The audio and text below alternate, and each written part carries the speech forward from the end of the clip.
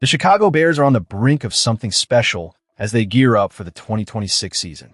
After claiming their first NFC North title in years and finishing with an impressive 11-6 record, they knocked the Green Bay Packers out of the postseason, igniting hope among the fan base.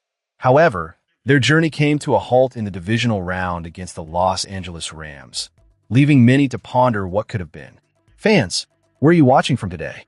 I want to hear your thoughts on the Bears' chances this upcoming season. As we dive into off-season changes, this year has seen significant roster shifts, as is customary for the Bears. The anticipation is palpable. Chicago aims to build on their recent success and make a serious run for a Super Bowl in 2026. But this ambition hinges critically on the performance of quarterback Caleb Williams. A dual-edged sword, Williams' journey has had its ups and downs, and he's undoubtedly the player to watch.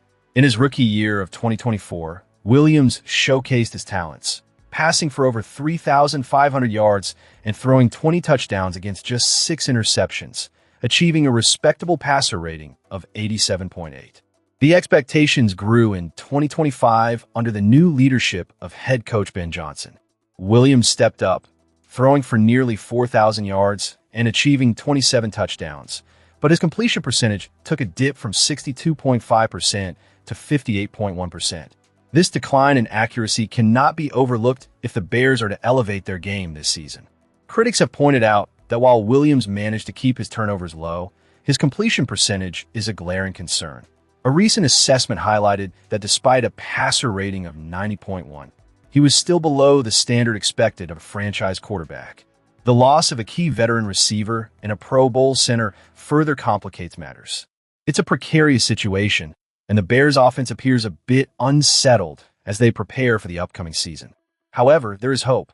The emergence of rising stars like Colston Loveland, Rome Odunze, and Luther Burden III could provide the necessary support to ease Williams' burden. The addition of Bradbury to the offensive line is a strategic move that could bolster protection and give Williams the time he needs to make plays. But make no mistake, this will be a transition period. Williams faced growing pains in 2025, adjusting to a new system while still managing to lead the Bears to victory. Yet, the rest of the league now has a full season's worth of film on him.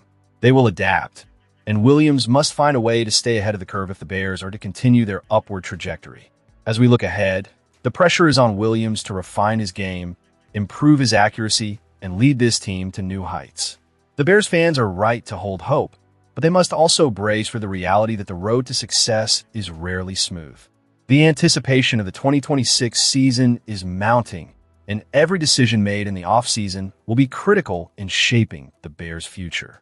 With the stage set for a pivotal season, let's transition to our next topic, where we'll explore the latest moves made in free agency and how they could impact the Bears' chances in the upcoming campaign. As the clock ticks down on the Bears' stadium saga, the tension mounts.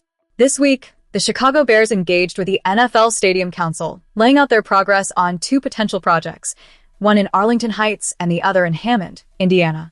The pressure is palpable, as the council has urged the Bears to make a swift decision on their future home. Fans, where are you watching from? Drop your thoughts in the comments below. This is a pivotal moment for the franchise. With a deadline looming, the Illinois Senate seems to be dragging its feet on passing the necessary legislation to support these megaprojects. While the House previously approved a bill back in April, the Senate's reluctance to move forward has inserted a wrench into negotiations. The Bears are pushing for amendments that would grant them property tax relief, a crucial component for their financial viability at either location. Reports indicate that the current property tax relief mechanism included in the House bill is not sitting well with the Bears. Justin Lawrence from Crain's Chicago Business highlights that this has led to a stalemate, with the Senate wanting to keep some form of tax relief while also facing pushback from the Bears. Senator Bill Cunningham, in comments to Crain's, noted that the complexity of reaching a compromise is precisely why no bill was advanced this week. As we approach the end of the spring legislative session in late May, time is running out for the Bears to secure the necessary approvals to kickstart their Arlington Heights project. The urgency escalates further as they prepare for another meeting with the Stadium Council, who are clearly losing patience with the slow-moving process. The looming question now is whether the Bears or the state will make the first move. The possibility of relocating to Indiana adds an intriguing twist to the narrative. As the stakes rise, It's crucial for the Bears to navigate these negotiations effectively. Failure to reach a compromise soon could cost them dearly, potentially shifting the future of the franchise out of Illinois altogether. The fans are certainly feeling the heat of this situation. Many are anxious about the implications of a move and how it might affect the team's identity and legacy in Chicago. The passionate Bears supporters have every right to be concerned as the future remains uncertain. As we transition to the next segment, the fate of the Bears' home could very well hinge on these negotiations. Will the team find a way to expedite the process and secure a future in Arlington Heights, or will we see them explore options in Indiana? Stay tuned as we delve deeper into the latest developments surrounding the Chicago Bears. As we dive deeper into the Chicago Bears' 2026 NFL draft decisions, the spotlight shifts toward a draft that brought both promise and concern. The Bears made a pivotal move by selecting Dillon Thieneman, a standout safety from Oregon, at pick 25, filling the gap left by Kevin Byard and Jaquan Brisker's departure in free agency. This pick was a stroke of genius, as Thieneman was widely regarded as one of the top safeties in the draft, and securing him at 25 was a significant win for the organization. But as we peel back the layers of the draft, questions begin to surface, particularly around their selections beyond the first round. Now, fans, I want to hear from you.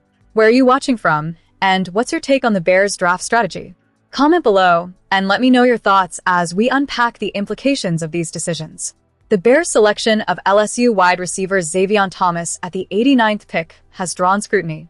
While it's clear that the team needed to bolster their receiving core after trading DJ Moore to the Buffalo Bills, the choice of Thomas has raised eyebrows.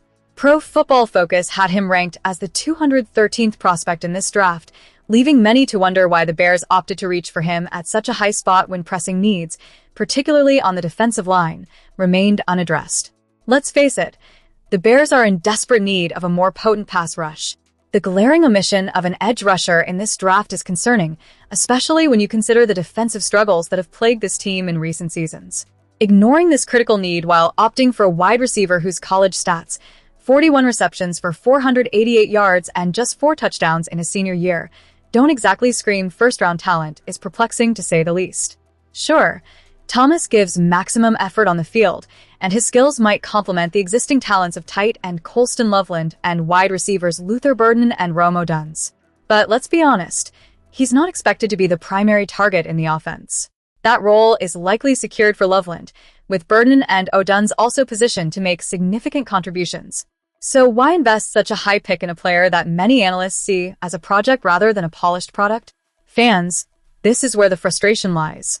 Chicago had a chance to address a critical need at edge rusher, a position of dire importance for any team looking to compete at a high level, and instead, they opted for a wide receiver whose pass production raises more questions than it answers. This decision feels like a gamble, and while every draft comes with its risks, this one feels particularly high stakes given the state of the Bears' defense. As we wrap up this review of the Bears' draft, it's a mixed bag of emotions. On one hand, the acquisition of Thieneman is a clear win, but the choice of Thomas, particularly at that pick, stands out as a head-scratcher. The Bears had an opportunity to bolster their defense, a move that could have set them on a path toward contention, and they chose to go in a different direction. What does this mean for the Bears moving forward? The pressure is on the coaching staff to develop Thomas into a reliable contributor while also addressing the glaring holes on defense. The fans are right to be concerned, and as the season approaches, all eyes will be on how these draft choices pan out on the field. So, Bears fans, what do you think? Is this a case of poor decision-making or a calculated risk that could pay off in the long run? Share your thoughts and insights in the comments below. And if you want to stay updated on all things Bears, don't forget to subscribe for the latest news and analysis.